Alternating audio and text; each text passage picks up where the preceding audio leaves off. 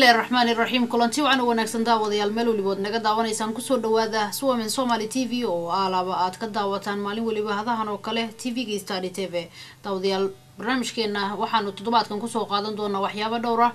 waxaana kamid noqon doona wararkii ugu dambeeyay toddobaadkan ka dhacay wadanka Finland oo xiisa gaar ah leh iyo waliba hay'adda socdaalka adduunka ee marka magaceeda la soo gaabiyay loo yaqaano IOM oo waayahan dambe waday barnaamij ay dhaqaatiir iyo kalkaaliyaal caafimaad oo intooda badan wax ku bartay wadankan Finland dib ugu celinaysay wadankooda si ay dadkii ay ka yimaadeen wax ugu qabtaan oo toddobaadkan aanu ku wareysan doono mas'uul kamid ah iyo waliba dhaqaatiirtii dib dalka loogu celiyay oo muddo ka soo shaqeeyo isaguna barnaamijka aan ku wareysan doono qodobadaas iyo qodobo kale oo dhowr ayaa daawadeen intaynu barnaamijka bartamaha kaga jirno daawan doontaan ومركل يسوع من سومالي تي في يورركي وقدم بيه تطبعات كان كان عي ودن كفيلان وعلى بينو آخريو وريها يجا عبد موسى محمود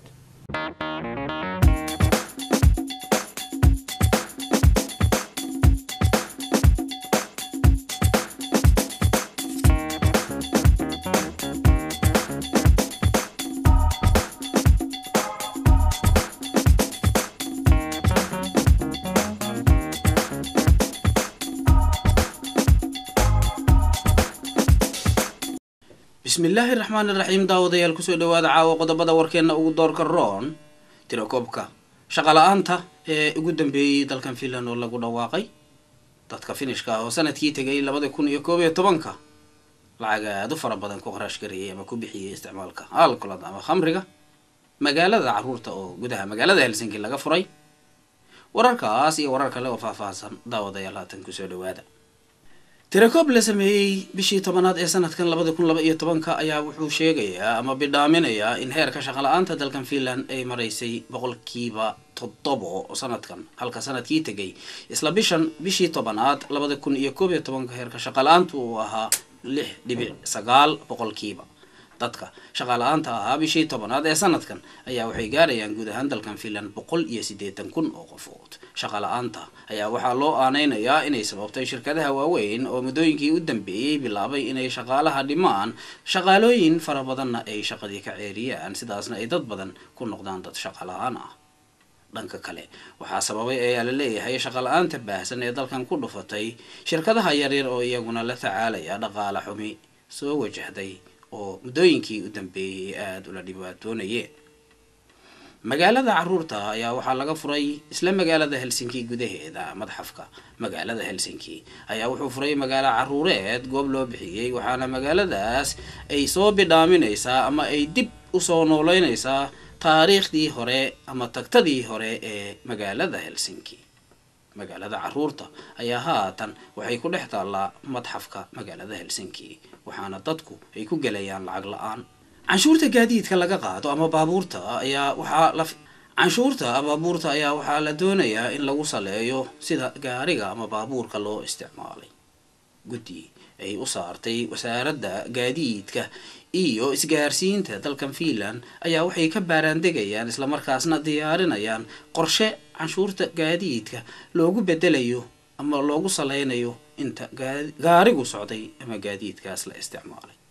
haddii arrintan ay hirgasho macnaheedu waxay u dhigantaa in gaari kasta inta la wadaa ay u dhignaan doonaan ama ay u dhigmi doonto canshuurta laga qaaday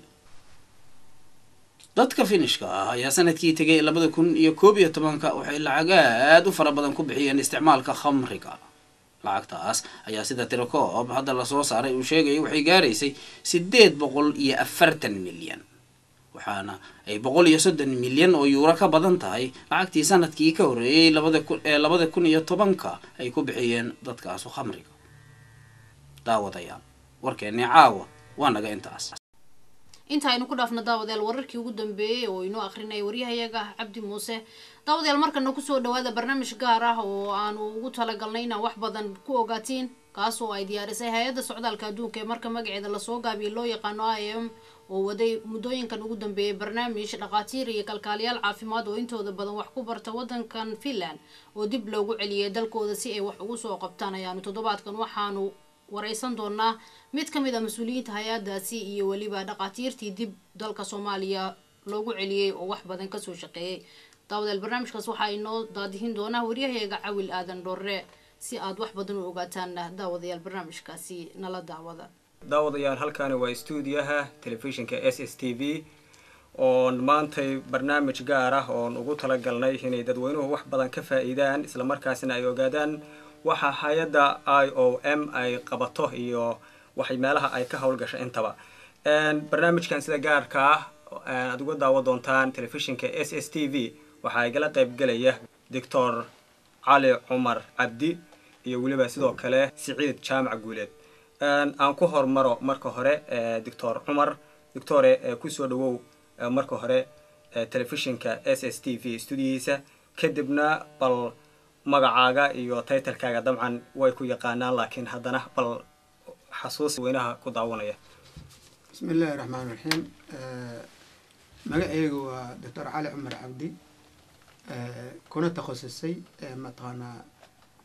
qalliinka guud iyo specialist indhaha ayaan ku takhasusay. waxaanu ka mid ahay maaragtay dadka ku nool maaragtay Finland kana shaqeeya mashruuca midda Finsom loo magac daray. sidoo kale Siciid ku soo dhawow stuudiyaha SSTV sidoo kale adaguna bal dabcan dadku waa ku garanayaan in badan bay ku arkeen adoo barnaamijkan wada oo si weyn uga qayb qaadanaya. bal magacaaga iyo title-kaaga baad wax ku daraya. bismillaahi raxmaani raxiim. assalaamu calaykum waraxmatullaahi wabarakaatu. marka hore waxaan rabaa inaan anoo ka faa'iidaysanayo fursaddan aan u mahad celiyo runtii bahweynta telefishinka Soomaalida Finland oo ah runtii guul usoo hoyatay reer Finland haddaan nahay oo markii u horreysay aan fursad u helnay in aan helno telefishin qaran oo aan codkayaga iyo arrimahayaga kaga hadli karno. mar labaad waxaan halkan ka salaamayaa dhammaan dadka reer Finland ayaguna walaaladay reer Finland oo aan rabo inaan uga mahad celiyo dhammaan wada shaqayn hadday noqon lahayd intaan wada sameynay iyo inta kale oo ayaguna bahweynta reer Finland. intaa kadib sida walaal ii weydiiyey anigu magacay waxaa la yidhaahdaa Siciid Jaamac Guuleed. waxaan ahay runtii dadkii Soomaalida ahaa waddanka yimid 90kii difacooyinkii ugu horreeyay. waxbarashada waddankan ayaan ku qaatay oo ilaa heer jaamacadeed waxaanan bartay cilmigan sociology-ga la yiraahdo oo aan master ka haysto. sidoo kalena waxaan leeyahay degree kale oo isaguna ah international business management program la yiraahdo. waxaanan u shaqeeyaa hadda waqtigan xaadirka ah hay'addan IOM la yiraahdo aad wada garanaysaan oo u taagan iyadoo International Organization for Migration. waxaanan ka shaqeeyaa oo aan ka mid ahay mas-uuliyiinta mashruucan la yiraahdo midda Finsom oo aad wada garanaysaan oo dadka dhakhaatiirta waa galaynaa barnaamijkan. waxaad ka mid tahay mas-uuliyiinta hay'addan IOM sidaan ognahay waxay dad dhakhaatiira iyo weliba kalkaaliyaal caafimaad ay ku celisay gudaha dalka Soomaaliya. bal hay'addan waxyaabaha ay qabato iyo meelaha ay ka howlgasho iyo waxay qabato. mar labaad haddaan su-aashaada kaaga jawaabo hay-addan aad ka dhawaajiso IOM waa runtii hay-ad weyn oo caalami ah. waddanka Soomaaliya horena waa ay calaaqaad ula lahayd oo way la shaqaynaysay laakiin burburkii waddanka ku yimid 90kii kadib markii adduunka oo dhan iyo hay-adihii UNT iyo safaaradihii wax walba waddanka ka qaxeen ayaa ayaguna la qaxeen oo xafiis uu lahaan jiray IOM oo ku lahayd Soomaaliya wuu jiray waqtiyadii dawladdii dhexe hore. waqtigii ka dambeeyay burburkii waxa ugu horreysay marka oo wada shaqaynta IOM iyo Soomaaliya ay dib u bilowdeen sanadkii 2007. waxaana runtii rabaa inaan ugu bishaareeyo dadka reer Finland in hawshaas isku xirkeedii iyo ka mid noqoshada mar kale Soomaaliya ay soo fuushay masraxii iyo hay-adda IOM ay member ka soo noqonaysa in aan ka wada shaqaynay. safiirka Soomaaliya u fadhiya Ruushka wada garanaysaan Xandulle oo halkan booqasho ku yimid. kadibna nuqulkii waraaqaha iyo dokumentigii oo dhan ay wada dhameeyeen. madaxweynihii hore oo dhintay Cabdullaahi Yuusuf Axmedna ay dawladdiisu markaas soo celisay cilaaqaadkaas. waxyaabaha ay qabato su-aashaada oo ahayd waxa ay qabato hay-addan waa hay-ad runtii hawlaheedu ay fara badan yihiin. hawlaha ugu muhiimsan inta badan waa hawlahan dadka muhaajiriinta ah haddii ay noqon lahayd in qaxootiyada wadamada ay kala joogaan oo kale lasoo qaadayo iyo kuwo dib loo celinayo. sidoo kale waxay samaysaa mashaariic horumarineed oo ah wadamada soo koraya iyo developmentigooda. haddaba Soomaaliya mashaariicda ay ka wado waxaa ugu muhiimsan programyo la yiraahdo capacity building programs oo dib loogu dhisayo wadanka iyadoo lala kaashanayo markaa dadka aqoon-yahanada ah ee Soomaaliyeed ee adduunka dacaladiisa jooga. waxaa kaloo ay ka shaqeysaa sidaan horeba u sheegay qaxootiyada aad wada ogtihiin oo Soomaalida adduunka dacaladiisa jooga oo dhan wadan kasta oo markaa ay ka helaan ogolaasho ama deganaansho in ay markaa ay keento ama haddii noqon lahayd kuwa family reunification ku imanaya ay ka saacido. mandatekeedu marka ma ahan hal wax kaliya waxyaabo fara badan bay qabataa oo ilaa infrastructure ankii aad ka heli karto. waa gartay damcan qaybaad ka tilmaantay waxa hay-adan ay qabato iyo oo horta hay-adan sideeda goorma la aasaasay Siciid? hay-adan waxaa la aasaasay sanadku markuu ahaa 1951 dagaalkii labaad ee adduunka markii uu dhamaaday 48 ayaa waxaa adduunka saad ula socotaanba dad aad u fara badan baa Europe qaxay oo meelo kala duwan ayaa dadkii u wada qaxeen. marka horta ujeedadii ugu muhiimsanada markaa loogu baahday waxay ahayd dadkaasi qaxay oo Europe gudaheeda dagaaladii iyo burburkii ku kala qaxay sidii dib u dejin loogu sameyn lahaa. dib u dejinta markii reer Europe ay ku guuleysteenna hay-adii baahideedu way sii badatay oo adduunkii de Afrika iyo Asia iyo dad qaxa oo barakaca oo u baahan mar walbaaba in la siiyo caawimaad waxa weeye way jirtay baahidii sii socotay ayayna markaa noqotay in si official ah ay u howlgasho oo iyadoo international ay ilaa iyo maanta u taagan tahay inay saacido dadka noocaasa. marka xilligii la aasaasay waqtiyadaas waa gartay dhanka kale waxaan u imaanayaa Dr. Cali Cumar. Dictore waxaad dhaqtar ayaad ka tahay mashruucan IOM ay dhaqaatiirta iyo kalkaaliyaasha ay Soomaaliya dib ugu celisay ayaad ka mid tahay. goormaad ku biirtay adigu mashruucan? mashruucan anigu horta sida runta waxaan ku biiray adigu mar dhow oo maaragtay adigu sanadkii hore 2012 bisha adigu mataqaanaa bishii labaad ayaanu mataqaanaa Hargeysa Group Hospital ayaa maaragtay qoladan IOM-ta ay noo soo propose gareeyeen. marka mashruuca waqtigaas ayaan ku biirnay. damcan waxaad ka tahay dhaqtar magaalada Hargeysa isbitaal weyn oo ku yaala oo si gaar ah ay u maamusho hay-adda IOM. ka waran baahida adeega aad dad weynaha u haysaan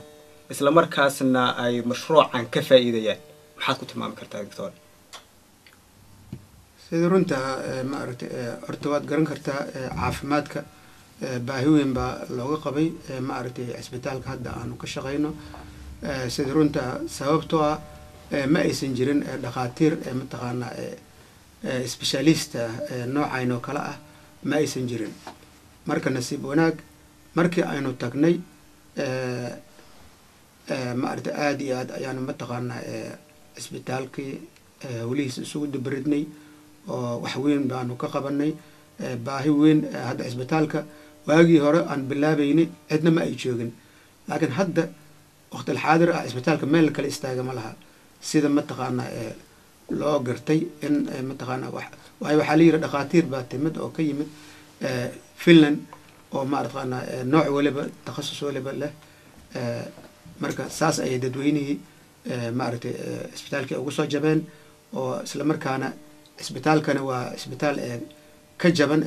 private-ka ama meelaha kale maaragtay meesha isla su'aal aan ka weydiiyay hay'adda IOM kaliya gacanta ku haysa mise hay'ado kale oo ayaguna gacan ka geysta ayaa jira isbitaalka hadda mataqaanaa hay'adda IOM dhaqaatiirta mataqaanaa halka joogta waa hay'adda IOM iyo mataqaanaa midda Finsom hay'adda lagu magacaabo ama mataqaanaa Finland. Siciid shaqaalaha isla isbitaalkaas hadda aan ka hadlayna ka howlgala tiradoodu waa imisa? mashruucan IOM-ta oo hadda aan ka hadlayno programkan Finsom la yiraahdo dadka uu shaqaaleysiiyey runtii horta targetka waxa weeye dadka Soomaalida ah ee wax ku bartay wadankan amaba wadamada kale laakiin aan ugu yeerno qualified-ka ama aqoonta leh caafimaadka iyadoo ay saas jirto saad ula socotidba mashruucan dadka uu ilaahay hadda diray waxa weeye dhowr iyo 30 qof adigu ilaa 36 qof 36 kaasi waxa ay ka howlgalaan Somaliland iyo Puntland labadaba oo waxay ahaayeen labada meelood oo loo qorsheeyay mashruucan inuu ka howlgalo marka hore waxa ana jooga amaba Somaliland qaybta hadda doctorku uu ka tirsan yahay ka howlgala ilaa iyo 20 ka qof waxay isugu jiraan dhakhaatiir nurses dad bartay cilmigan IT technology la yiraahdo oo aanu aragnay inuu muhiim ugu yahay isbitaaladii iyo managementiga administrationka dad bartay intaba waa leeyihiin 20 koodaas marka waxaa ku jira ilaa iyo 3 ilaa 4 qof oo aan Finland ka tagin laakiin professionkooda aad loogu baahnaa dartiis ka yimid wadamada UK nin radiologist ayaa jooga Hargeysa waxaa kaloo jira gabar gynecologist ah khadra la yiraahdo iyadana Talyaaniga ka timid oo mashruucan uu recruit gareeyay ama laga shaqaaleysiiyay iyo qof saddexaad oo isaguna radiologist ah Cabdiraxmaan iyo la yiraahdo oo isaguna Sweden ka yimid inta kadib Puntland inta oo kala joogta aad ilaa 16 laba dhakhtar shaqadu way ka tageen laakiin 14 ayaa dhinaca Puntland hadda mashruucan ka howlgala ayaguna waxay isugu qaysamaan dad noocaas oo professionada kala duwan leh sidoo kale way leeyihiin dad ayaguna reer Finland ah oo ilaa 3 ayaguna oo waxaan fiirinay cadaaladda iyo balance-ga inay labaduba helaan xaqana waxa jooga Jarmalka wiil nurse oo ka yimid waxa jooga gabar Mareykanka ka timid oo dhakhtarada oo gynecologist ah iyo gabar kale oo iyaduna dhakhtarada oo Sacuudi wax ku baratay Syria oo iyaduna joogto laba gabdhood iyo marka nin baa ka shaqeeya xaqana aan ahayn reer Finland waa gartay Saciid ilaa hadda meelaha ay hay-adan iyo shaqaalaheedaba ay ka howlgalaan intaan ka ognahay Somaliland iyo Puntland aduguna waad ka dhawaajisay waa ku jiraan meelaha ay ka howlgalaan ma jiraan meelo kale hay-adan shaqaalaheedu ka howlgalaan bismillah ilaa hadda labadaas meelood ayay ka howlgalaan waxaasay jirta oo hadda muddooyinka u dambeeyay runtii aad iyo aad aan ugu faraxsanahay inaan uguna bishaareeyo aan doonayo anoo fursadan ka faa'iideysanayo Soomaali weyn oo dhan in mashruucan hay-adda lacageysay oo ah dawladda Finland wasaaradda arrimaha dibadda ay si macnaha rasmiya hadda la isugu afgartay in la gaarsiiyo koonfurta Soomaaliya oo saad ula socotaan Soomaaliya waxa burburkii wixii ka dambeeyay ay u kala qaybsantay 3 zone oo international community kula shaqeeyo oo ah Somaliland, Puntland iyo South Central marka Somaliland iyo Puntland oo fursada hore helay maadaama ay nabadii jirtay ayaa haddana waxa cadaatay in dhinaca kale oo zone-kan saddexaad oo South Central la yiraahdo oo caasimadii ay ugu horeyso in la gaarsiin karo mashruuca waxaanan hadda rabnaa inaan preparation kaasi bilowno sanadka cusub horaantiisa fursadaasna aan bilowno in ay ka faa'iideystaan dadka qualified-ka ah aqoonta leh oo doonaya inay dhinaca ka soo shaqeeyaan waa gartay Saciid macnaha taas waxay ka dhigan tahay dadka adeegana uu gaari doono Soomaaliya oo dhan oo uu ka tilaabi doono Puntland iyo Somaliland macnaha taas waxa marka ka muuqanaysa miya in ay la soo daahay oo barnaamijkan uu mar hore rabay inuu tago laakiin uu wali gaarin waa iska dareemaysaa kulleeba daahidaasi waxa keenay waa amni xumadii ka jirtay koonfurta Soomaaliya oo runtii saad ula socotidba 20 sano u dambeeyay waxaa ka jiray fakshanno kala duwan oo runtii markii la yiraahdo lala shaqeeyo aan fursad siinaynin marka hay-adda IOM-ta inay group ay la tiraahdo groupkana meeshii mas'uulka oo lagala xisaabtami karaa ama lala heshiin karaa oo isbedelka aad u socday dawladuna runtii controlkoodu ku yaraa laakiin waxa ilaahay mahadiisa maanta in Soomaaliya oo dhan ay soo ifayso dawlad ilaahayna uu ka dhigi doono mid dadkoo dhan anfacdo oo markaa wada shaqeynta la sameeyo laakiin sababtu waxay ahayd security xumada iyo nabadgelyada ka jirta Ali Cumar aan u imaanaya doctore dhibaatooyinka ama waxyaabaha dadka Soomaalida ah aad cudurrada aad ka daaweysaan iyo dhibaatooyinka aad ku aragtaan oo adinku aad la tacaashaan dhaktar ahaan waa nuucee horta waxa weeye dadka noocyo badan ay isugu jiraan waayo dad oo amba la socona caafimaadka iyo dad mataqaana caafimaadka ku xiran way jiraan dadka aan la socon waxa weeye maalan dadkan aaminsan ee mataqaana ama daawa soomaalida ama waxyaabahaas ayagoo mataqaana oo soo tacaalay amaba ayagoo soo daalay oo cudurkii kusoo zaa-iday ayay ku imaanayaan dadna way jiraan oo mataqaana isla markiiba cudurka asagoo mataqaana mataqaana intuusan ku faafin ayay ku imaanayaan isla markiiba si sahlan ayaa loo daaweyn karaa qofkaas kilib wiigii hore ka baxay ama barnaamij aan wiigii hore kusoo daynay telefishinka SSTV waxaa ku jiray adigoo dad qalaya oo dhibaato badan dad ay qaarkood dhaawac ka muuqdo oo dhaawac soo gaaray ay ku jiraan waxyaabahaas aad qabanaysay iyo qaliimadaas aad sameynaysay noocay ahaayeen horta haddii halaga hadla la yiraahdo noocyada qaliimada aanu sameynay wax lasoo koobi kara ma ahan sababtoo ah maaragtay bishii baanu sameynaa mataqaana 8 ayaanu sameynaa oo maaragtay wax lasoo koobi kara ma ahan laakiin waxyaabaha muhiimka haddaan kaaga sheekeeyo maalan markii aan soo baxaya hadda amaba bishii 11 saciid ay markay noo imaanayeen nin baa jiray oo 4 sano la tacaalayay ee mataqaanaa cudurkan la yiraahdo mataqaanaa tumors ama burooyinka caloosha kasoo dhashay ninkaas oo mataqaanaa meelo badan muddo 4 sano cudurkaas la tacaalayay amaba la geeyey waxaa la geeyey Ethiopia la geeyey waxaa la geeyey Djibouti waxaa la geeyey Burco waxaa la geeyey mataqaanaa Boorama marka intaba waxay yiraahdeen annaga waxba kaama qaban karno marka nasiib wanaag annaga naloo keenay markii aniga lay keenay baaritaan baan ku sameynay baaritaankii waxaa caddaatay inuu mataqaanaa inkaan barada ceenkaas uu qabo qaliin baan ku sameynay sawiradiisa xataa waan hayaa hadda qaliin baan ku sameynay qaliinkii ilaahay waa nagu guulaysiiyey waan ku najaxnay asagoo nabad qaba ayuu mataqaanaa burcadiisa u laabtay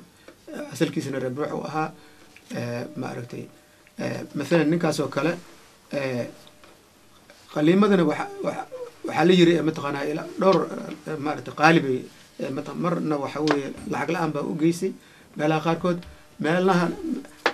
meelna mataqaanaa aqoon darre malaha aqoontooda ma aysan lahayn laakiin annaga waxaan ku guulaysanay inaan mataqaanaa meesha $5,000 iyo $2,000 oo laga yiri annaga inaan $200 aan ku qalno kana soo saarno buro qiyaastii mataqaanaa 8 kiilo ah inaan kasoo saarno ku guulaysanay waata Siciid waxaan rabaa inaan ku weydiiyo shaqaalahan iyo dhaqaatiirtan iyo kalkaaliyaashan caafimaad iyo xafiisyada iyo dadka kale oo ka shaqeeya kharashkan yaa bixiya qarashkan ay ka howlgalaan dhaqaatiirta ama dadka professionalka ee ka howlgala mashruucan wadankiina ka shaqeeya waa mid ka mid ah budgetka amaba kharashka ay dowladda Finland ku lacageysay mashruucan sababtuna wax kale ma ahan sidaad la socotaan dadka aan hadda ka shaqeeya wadankii waxay isugu jiraan dad shaqooyinkoodii ka tagay iyo dad professionalisa oo shaqooyin heli karay ama wadan gudihiisa ha noqoto ama halkan ha noqoto waxaan ku dhiirigeliyay marka oo alxamdulillah rabbil caalamiin ilaahayna nagu wada guuleeyay anagoo ayagana runtii si gaar ah uga mahad celinaya maadaama ay ahaayeen kuwa uu kasoo go-ay go-aankaasi inay wadankoodii dib ugu noqdaan shaqooyinkoodii ay ka tagaan ma hadda ilaahay ka sugo ayaga ayaa la horta laakiin waxay noqotay mid markaasi aan isku afgaranay in mashruucuna guna siin doono ayaguna ay markaa wadankii tagaan oo ummadii saacidaan marka budgetku wuxuu ku jiraa mashruucan fanka loo qoondeeyay dowladda Finland bixisay waxaan aragnay in badan in dadku isweydiiyaan magacaan waxa uu taagan yahay la yiraahdo Meda Finsom bal magacaas sharaxaad ka bixi muxuu taagan yahay magacaan loo soo gaabshay bismillah magacan horta Meda Finsom tadamba waad garan kartaan horta waa Finland iyo Soomaaliya la isku qabtay healthguna waa caafimaadkii laakiin Meda runtii waa xuruuf la soo gaabiyay oo u taagan Migration for Development in Africa framekan marka mida waxa weeye wax ay IOMtu isticmaalaysay ilaa iyo sanadkii 2001 waxaa loo isticmaalayeen wax kale ma ahayna waa barnaamij dadka aqoonta leh ee Afrika ka yimid aqoontoodii dib loogu celinay macnaha maskaxdii dhaqantay ayaa la celinayaa weey taa marka wuxuu ahaa mad markaan hay-adan anoo shaqooyin kale u haya oo saa ogtihiin dadka Finland ay wada ogyihiin waxaan ka shaqaynayay horaantii shaqaalnimadeeda hay-adan IOM qaxootiyada wadankan la keeno oo Quad refugeeska ama Kenya iyo Bokonaisadka ayaan soo guri jiray waxaan marka dareemay in ay jirto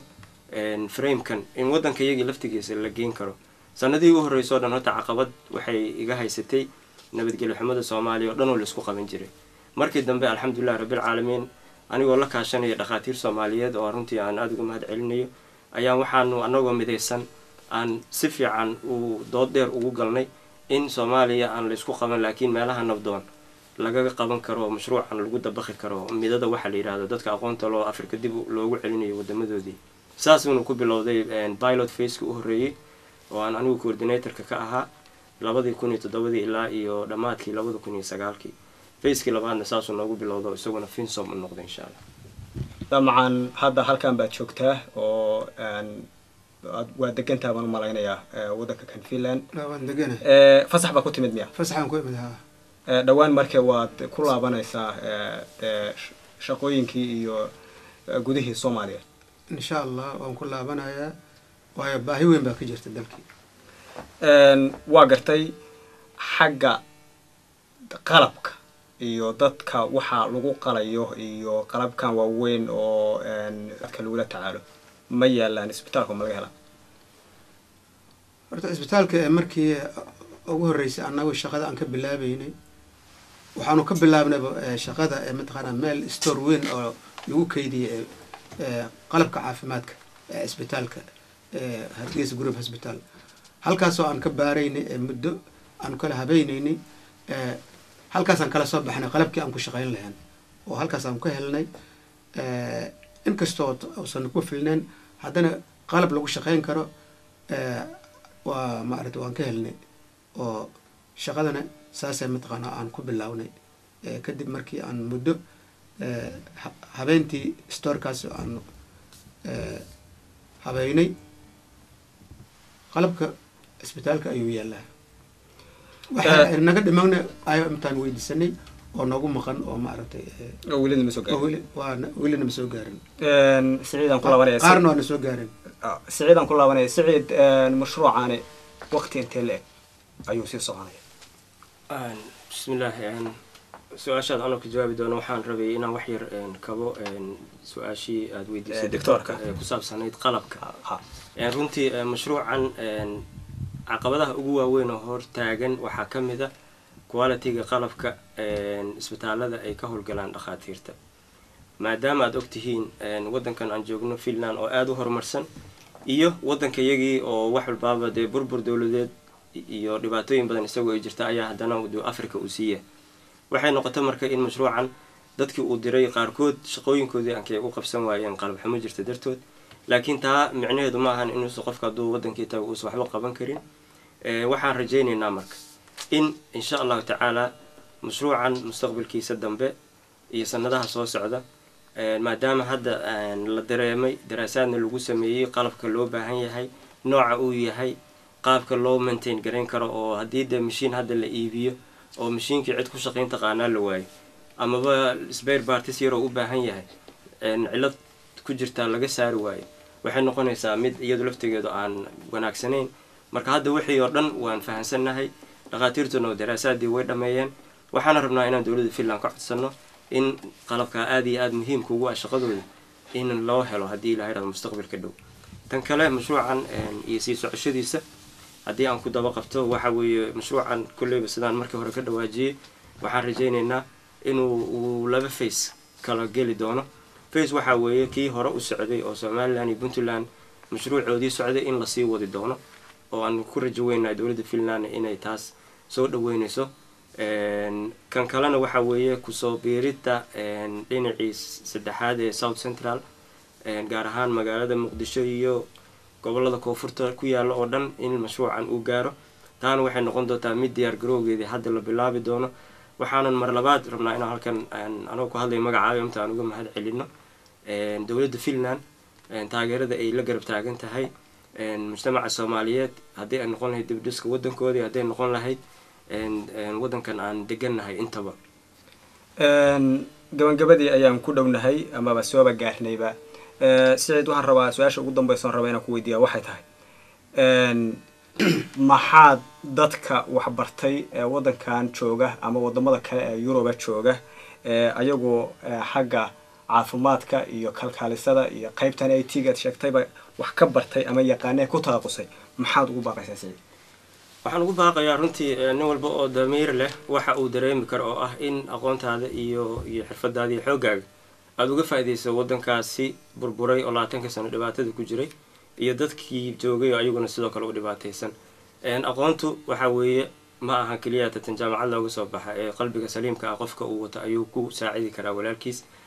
waxaan dadka rabaa oo kale inaan halkan uga sheego Soomaali burbur iyo kala qaybsanaan way ka soo daashay waxaan u maleynayaa in hadda maanta aan soo gaarnay waqtigaan is saacidi lahayn hawl muhiim ah in lagu taageero kii aan hayna laftigiisa lagu dhiirigeliyo inuu hawshaasi bilaabo waxaanan mashruucan rabaa mustaqbalka haddii Ilaahay yiraahdo in aan ku dhiirigeliyo IMT iyo dowladda Finland in dadka kale oo xirfadaha kale leh oo ayagoo aan dhaqaatiir kaliya ahayn ay ayaguna ka qayb gali karaan aqoontooda ay ka faa'iideyn lahaayeen idinkaana kamid ah ankee sababta waxa aad barateen waa wax wadankii looga baahan yahay in macnaha dadkii la baro loo faa'iideeyo ayna runtii dareemaan sidoo kale inaan Finland kaliya lagu soo koobino mashruuca waa rajeynayaa oo maadaama Finland dad kooban aan nahay dowladda Finland ay naga aqbashay in wadamada kale dadka aqoon-yahanada oo degan ayaguna ka qayb qaadan karaan marka anigu waxaan rabaa inaan fursadan uga faa'iideysanayo aan Soomaalida reer Finland iyo kuwa iga daawan doona caalamka dhanba aan ka codsan lahaa runtii in kala qaybsanaanta la daayo nin walba wuxuu qaban karo uu qabto waddankeygana anaga uu naga sugay horumarkiisa iyo dib u dhiskiisa insha Allah doctore isla su'aashaas gabagabada maxaad ugu baaqaysaa dadka dhaqaatiirta sidoo kale aqoontii meelaha la joogay aan wali dadkii uga faa'iideyn bismillaahir rahmaanir rahiim waxa weeye horta sida runta sidoo Saciid u sheegay qofka waa marka ugu horeysa waa inuu horta wadani u yahay sababtoo ah anigan 40 sano ayaan caafimaadka ku dhex jiray 66 dadkii midowga Soviyetkii wax ku soo bartabaan ahna xagga caafimaadka marka 20 sano burburka uu ku jiray dalka kama aan soo bixin aniga dalka oo waxaan imid halkaan mataqaanaa 2010 baan imid anoo markii luqadda aan dhamaystayna Saciid iyo Isa barbas gareey war cilmigaaga wadankii waa laga baahan yahay war Ilaah baa ka hadalsi baan ku iri mataqaanaa anigu inaan noqdo aan doonayay waayo horta qof kastaba dalkiisa inuu mataqaanaa wixii uu soo bartay inuu ku celiyo horta waa muhiim waa marka uu wadani u yahay qofka marka haddii aan usoo laabto xagga caafimaadka sida runta caafimaadka aad iyo aad ayaa looga baahan yahay dalkii meel kastana mataqaanaa waa looga shaqeyn karaa maaragtay qofka haddii uusan qof haddii damiir leeyahay meel kasta wuu ka shaqeyn karaa marka waxaan kula talin lahaa mataqaanaa dhaqaatiirta asxaabteena oo sidaan oo kale wax u soo bartay xagga caafimaadka wax u soo bartay dalka waa ladinka baahan yahay inaad mada ku noqotaan hadda anigu Somaliland baan ka shaqeynaynay Somaliland sidii Muqdisho waa ku dhalanay kaanama anagoo mataqaanaa Muqdisho joogna amal ayaan u shaqeynaynay sidana loo soo dhaweey ma malin kareedan waa meel kasto waa Soomaali ay joogto waa Soomaali marka sidaa daraadeed waxaan leeyahay mataqaanaa dalkii waa la isaga baahan yahay aan ku wada laabano oo aan ku wada noqono si oo mataqaanaa aan u gargaarno marka dadka tabaalaysan oo caafimaadka u baahan in wax looga qabto aad baad u mahadsan tahay daawadayaal intaasaan kusoo gabagabaynaynaa barnaamijkii aan uga hadlaynay hay'adda OAM oo shaqaale dhaqaatiir iyo waliba kalkaaliyaal isugu jira ku celisay dalka Soomaaliya si ay wax ugu qabtaan dadkooda waxaa igala qayb galay barnaamijka Dr. Cali Cumar iyo waliba Saciid Jaamac Guuleed aad baad u mahadsan tahay Dr. iyo Jaamac kulligiin dhamaantiin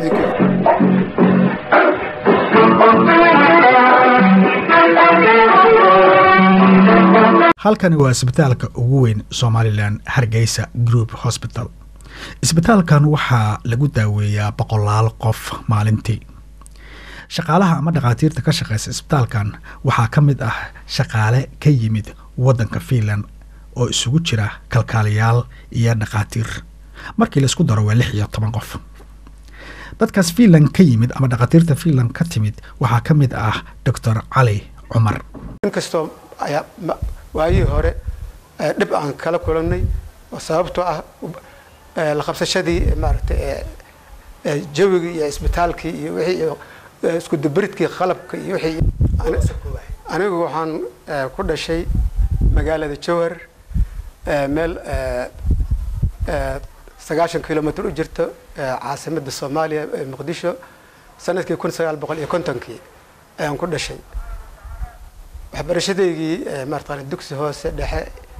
waxaan kaga soo baxay magaalada Jowhar kadibna dugsi sare waxaan imid magaalada Muqdisho dugsi sare markaan dhameystay sanadkii 1966 waxaan aaday dalkii oo hore loo oran jiray midowga Sovieti Venaya Ruushka لحدي ayaan ruushka mataqaana aan ka bilaabay jaamacadda caafimaadka medical institute ayaan ka bilaabay 1973 waan ka soo qalin jibay kadibna dalkii ayaan ku soo laabtay dalkii halkaas aan maaragtay dhakhtarnimo ayaan ku shaqeeyay muddo haddana takhasus waxaan u aaday maaragtay dalka Talyaaniga meel la yiraahdo Pavia Lombardinese Alta Italia Milanese وأنا وحن كهذا لقوين كلا دوغن تلياني عربي إنجليش سوميا وهان سوميا كدبنا دقالة دي بحي وعدعي بحي باس الرقي هل بدملو عرر نسيبونا مركات أدو خاطرت آدي أدبا متغنى لو غارنجري وما أرتق قولدي ما أرتي هذا مريانة الأورنجري إيو هذا دجال الذي سكيه مركا الحمد لله نسيب هناك السبب نسوق إحني هنا عن دلي أو مرت ناجور رئيس مرت دلك فيلن أي إنه دعوتي نسيب هناك دولتي مرت فيلن وينقع بشيء أنا يعرفتي هذا فيلن لابد يكون إيو سجالك بشي ديسمبر أيان قالني هذا لحدنكي ما يراد مركا أنكو شغل جامعة مركا كسب عن التدوات اللي سد حدي بقى هذا أفرت سنة كل دوات حولها عافمات ما كود حجرني مركا والبقارة هان مرت حولها قلينك هذه نقطة قلينك جود يقلينك إنضابه أنت متقنا آدي متقنا هذانا حولي حول اللمد باهي كجرتي متقنا هرجس جروب هوسبيتال أيانو دبولني محمد كودة دقاتير حد جرته هي دقاتير تي وقت قالوا على دكتور هو حد جرو يعني ربع ما صوبح ولا الديفرنس كودة حوي أنا وهذا فري بما حكوا صبرني وما عرفتي واحد العقد نلقى قاعد يجرب يجرن دولة أيا أنا ما عرفت إحنا صبرتي عن شورته متقنا إسلام متقنا لقى قاعد أما ما حكوا صبرني أيان وحوي العقد هذا يحكوا برتانو متقنا دبي متقنا يقولته أنا قلت سيسلم يحكوا صبرني هدي أي تهيئ متقنا وحبر شدني حق أرض النمدي دكتور هو سدح يسرع هدي أي تهيئ جامعة ده هدي أي تهيئ متقنا تخصصي كل متقنا وحكوا صبرني أي متقنا حق الدولة أي متقنا نكفر قريجة آدي بارتي وحان آدي هرت أغفر أحسن هاي عن مهد بلارن وعلنا يا دولة فنلند وأنا جو مركي هرا قحوتها ودورشر متقنا كسكتي حتى اللي يدله وحتى دخاتير تأساقي وأنا إلا مد أي مدير مقالة مقدشة قارك للدلي أنا إلهي يقبض بالي دولة فنلند وأنا هذا لنا دبكاس أي دبعتلاس يقب حسي ويجيسي ما تقنا ودنك فنلند قارئان سبوسا maankalla waxbarasho markii aan luqadii aan bartayna jaaniskan oo alaysi oo maarta ah dadkaaga macaawinaysaa anigana si fiican baan u qaabilay oo aqbalay bacdama aniga marka horeba aan dadkayga dalkayga aan wax soo bartay saas daraadeed ayaan mataqaanaa haddana mataqaanaa dawladda Finland aaga mahad celinaya waayo mataqaanaa dad badan oo hadda aan sawirada waan ku tus doonaa sawirada aan qaliinka aan sameynay dad oo marka Ethiopia wax laga soo qaban waayay meel kasta wax laga soo qaban waayay ayaan halkan ku qalnay maanta oo ah maalin jimco ah ayay shaqaalaha ka yimid Finland waxay waqti ku wada qaadan doonaan magaalada aad u bilicdasan ee la yiraahdo Berbera laakiin inta aan Berbera la gaarin ayaa waxaan la kulmay wax aad iyo aad u mucjiso badan tuulo la yiraahdo Finland Village ama lagu magacaabo haddii finishka lagu yiraahdo Suomenkylä ayaanu bal istaagnay Mitä mikä sitä on? Tämä on suomalainen katti. Suomalainen katti. Miten voi olla suomalainen katti? Suomalainen. Joo. Täällä on suomalainen pöytä. Hei, kertokaa mulle. Joo. Hetkinen. Sofrat orat. Suomalainen pöytä. Joo. Suomalainen pöytä. Tämä on suomalainen katti. Hei, kerro missä paikassa me ollaan nyt. Sä kerrot ensin. Ahmed, tuu säkin kertomaan. Niin kerro.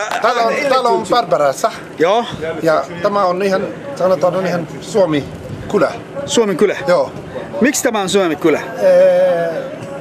Kerro mitä sä... Laura, onko kuulokkeet? Ihan Finlandi.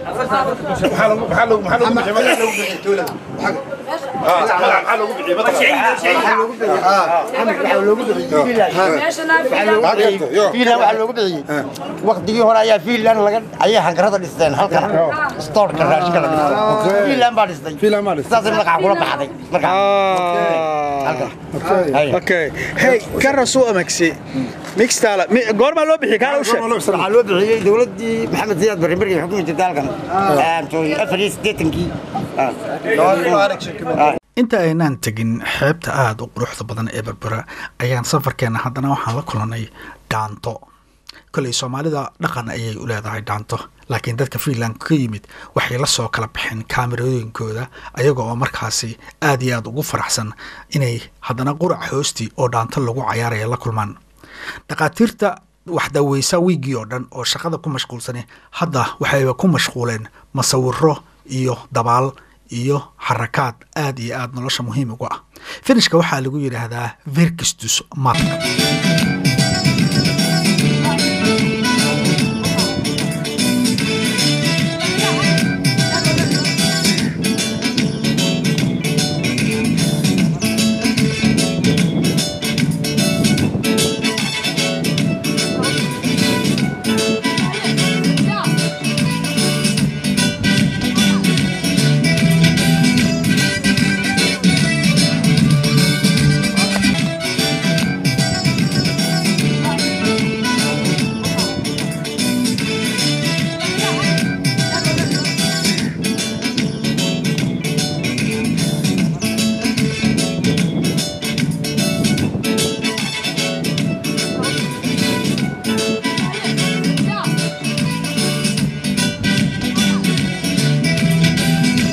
لما يفصح حيده وحان ولا تشمينا ما تقبل سقط اسكا صوت بالنا سو حقا شقد waa maalin dambe noogu fiiwaatay runtiina aad iyo aad waan ku mudafii camban ku dabaalanayay ilaahay subhanahu wa ta'ala nimcadaas aad baan ugu raaxaysanay waxaan ilaahay ka baryaynaa saas inuu socdo Said waxaad ka shaqaysay in muddo kana soo shaqaynaysay inaad dadkii aas-aasay ururkan dadka Soomaaliyeed ee dibadda ka soo laabanaya IOM inay u soo dirto Soomaaliya halkaasna ay ka sameeyaan mashruucyo aad u badan horta mashruucan fikradiisa meesha aad ka keentay deertan meesha u maraya bal nooga sheeg wax yar bismillaahir rahmaanir rahiim alxamdulillahi rabbil caalamiin horta marka hore waxaan rabaa inaan anoo jooga magaalada Berbera halkan ka salaamo bahweynta Soomaalida degan waddanka Finland الحكتا ولا العبدولي صاد الشكتي أنا مقعد سعيد بولاد بالي هذا هيدا أيضا شقينا مشروعا هذا كده واجسي وذكر متعلمين تودك وحب برتي أو دكاتير هي نيرسز هي مانجمنت هي IT إكسبرتس هي واحد بله وهرت أرنا أيجو أي بسلستان أو أيجو لك عشان هيدا أيضا إلهي فضلك سنة وأنا قدرنا نقولي سي إن وضع بسنا مشروع لوجو أديجي ومدي وودنك أنت يدبوا نقدان أي ودنك يودي يدتكودي وحقوق بنيان أقول تودين وقفايدين يان سيدا أركيس أنا واحد نحل الشقاء أيام كل من هالكن وحنا ما تفرصدوا هلي إن ولا لدي لقى سنة هالكن وسيدا أركيس ويعني هذا هالكن كنت بالنا يوم وهالكن كله ودخاتير يوحوا البلد waxa ayna maanta u yimaadeen halkan wax kale ma ahan maadaama imaano jimcaha tahay inay halkan ku qaataan waqtigooda free time-kii dabaal baa la soo aaday cimiladana lagu raaxaysanayaa 6 cisho ayay shaqeeyaan weegii maalin kaliina way nastaan waxay runtii aad iyo aad ay arrinkan ugu dhiirigelinaysaa in aad tahay macnaha nin wadan leh mustaqbal leh shaqada wahayana aad iyo aad respectan ugu ah looguna mahad celinay marka waxaan rabaa halkan inaad dardaaran uga jeediyo dhammaan Soomaalida degan qurbaha inay arrinkan aad iyo aad ay u eegaan ayna uga faa'iideystaan runtii wax kale hadii awood waayaan ay wadankoodii mar un dib ugu soo noqdaan oo arkaan nolosha raaxada loo taaliyo cimilada maanta waa maalin runtii bishada waxaan u maleynayaa waxaan ku jirnaa November winter way Finland barafka inuu daay waa laga yaabaa Allah waxlam annaga barafkaas isma hayno halkaan iska raaxaysanayna oo waa idin salaamay okay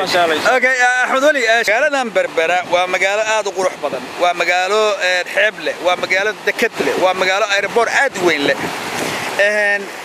Somaliland uma fiicnaan lahayn inay magaalada ka dhigaan magaalo madaxdii si ayadii touristi u yimaado ummadii dalka la isaga dabaasho markasta ku dhalatareer Hargeysa ku dhalato kale sadii sheegtay marka macnaha kulli reer Somaliland ayaa tahay fikradaas maxaa wax looga qaban waayay maxaa magaalada looga dhigo magaalo madax horta runtii waa sax walaal cabdi wali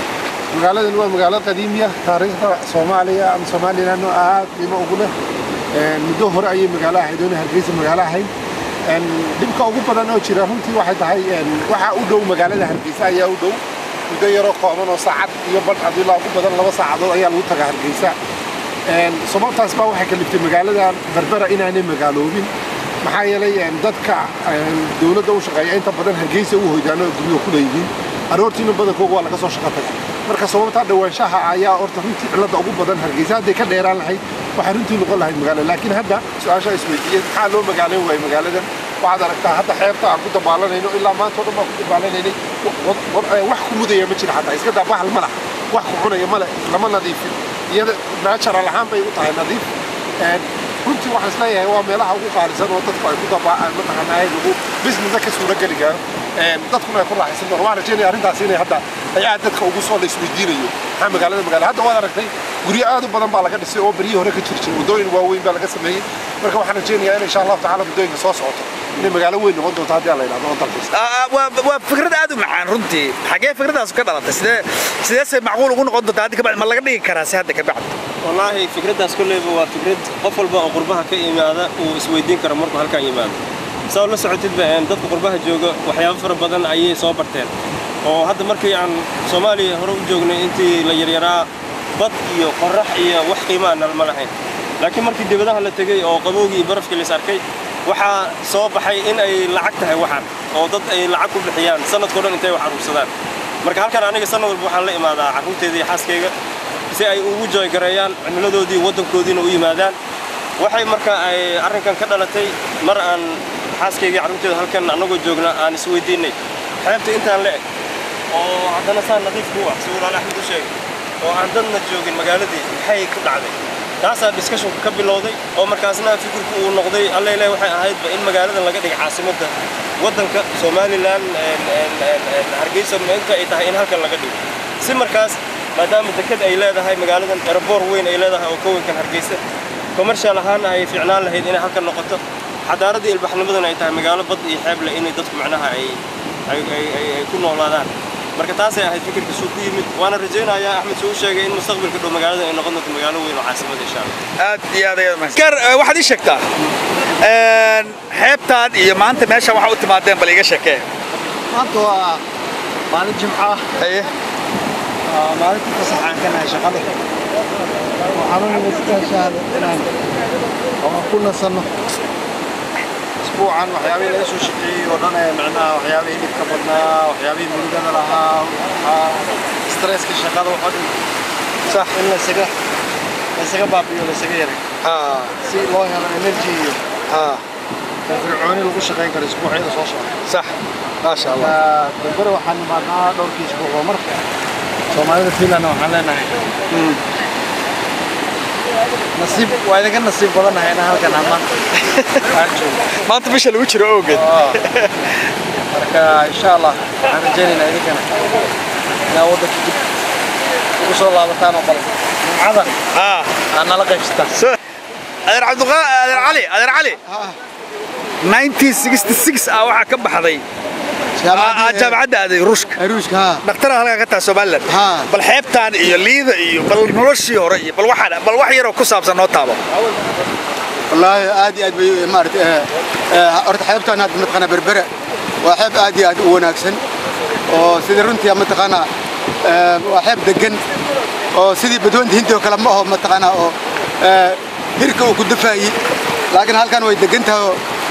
ما أنتنا ومالين جماعة مارتي هذا حق سيستم وحان متقنا أن أنا أرد صوت أنا صوت بالتقريب وحان صح سنين واي هاي إيشك زمان تاسو بدأ جعلاني واي صح سنين كان وبدعس مركز شيء يسنى بدأ مذو ملير هذا جورن ماري أي يقول أفكروش جورن ماري بدأ مذو وأدرس يقول هل كذا كنت بالي سنة كي هاي كل سيال بقول لحدنكي محاسبين لحدنكي مركز جامعة اللحيرة يعني هذه جرني متقنا ما أعرف نسشة مال ولا يجري هذا سوشيال توابسين إسكريون ما اللي يجري هذا لا دلحيس تجو أو ما أعرف كتير سن متقنا أوكرانيين صح مركز وبد هذيك متقنا عادي متقنا لا دلحيس تجو سيدا هذا هالكانوا بربرة وكلام متقنا هذا بربرة هذا نوا كانوا ما أعرف هؤلاء المات هذا وناكسن تاي نايس هركل مشرو وعادي مارك الغادر Soomaaliya waa wadan aad u barwaaqo badan waa bad ayaa ku wareegsan meel kasta oo tartibaayad laba bilood kor waxa jooga liida jasiira hadda maanta halkaan jooga meel kasta oo bad iyo barwaaqo taala waa maxay sababta dadkeena uga yaaceen oo dhibaatada nagu dhacday waa wada ognahay hortaas laakiin dadku ma laga yaabaa inay bartaan horta qiimaha wadanku u leeyahay qorbaha inta joogta walaal saan ila tahay dadku marka ay wadanka joogaan ma fahmaan nimcada ay haystaan dadweynta Hindiya badda caas waxa soo ma fahmaan hawada furan aan wasaqda lahayn biyaha diiran oo qabowga lahayn aan barafka lahayn cimilada oo si walba ugu habboon laakiin markay dibadaha tagaan ay qaar badan ay fahmaan libka iyo qabowga iyo sida dadku ay dhulalkooda oo aan u dhigmin dhulkanaga oo ama qabow iyo baraf iyo meelaha wax ka bixina haddana sida uga shaqaysanayaan sida ay u jecel yihiin sida ay dhulkooda ugu kalsoon yihiin markaas ay dadku fahmaan laakiin inta gudaha la joogo waxa moodaa dad badan ay fahmeen oo ka yaacayaan waxaan malayn kala dadku inay fikrado qaldan in qaar badan ay ka qabaan iyadoo dhibaatada nabadgelyada iyo waxa iska jiraan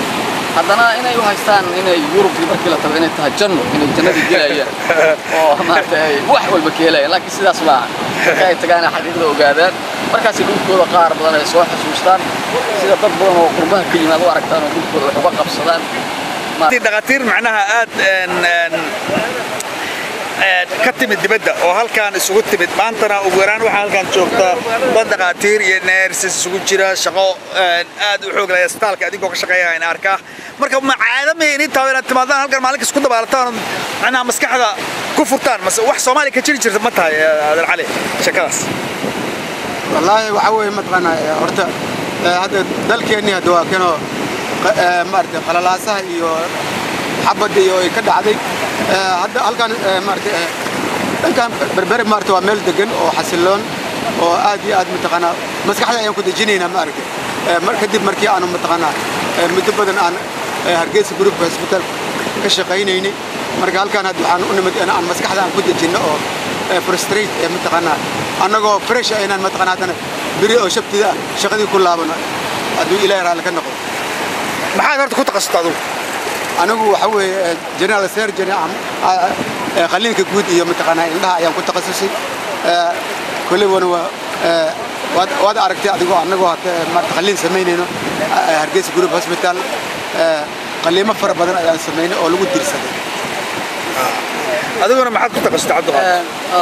ortopediya ama jajabka qalliinka lafaha marka sida uu sheegay Dr. Ali waa maalinta oo jumcada oo fasaxan lahay waa in kastoo Hargeysa iyo Berbera xogaa yara kala fog yihiin oo aysan maalin kasta la imaan karin jumca kasta lama imaan karin laakiin marka aan jaanis u helno waa nimaadna si aan maalintaas xogaa ugu qaadano nasiino waa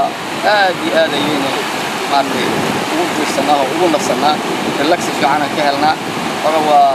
saaxiibada dhan waa isku dayna inaan soo aado soo xogaa yara kala fog yihiin 150 kilomitir aan malaynaa qiyaastii isku jiraan Berbera iyo Hargeysa haddana waa nimaadna maalinta jumcada haddii aan jaanis u helno maadaama aad hadda tihiin Finland aad ka wada timaadeen kulligiin ururkan Finsom macnaha Finland Soomaalida degan oo isku Soomaaliya tiin marka adinka is wato isla socdo meel kasta isla aadamiya mase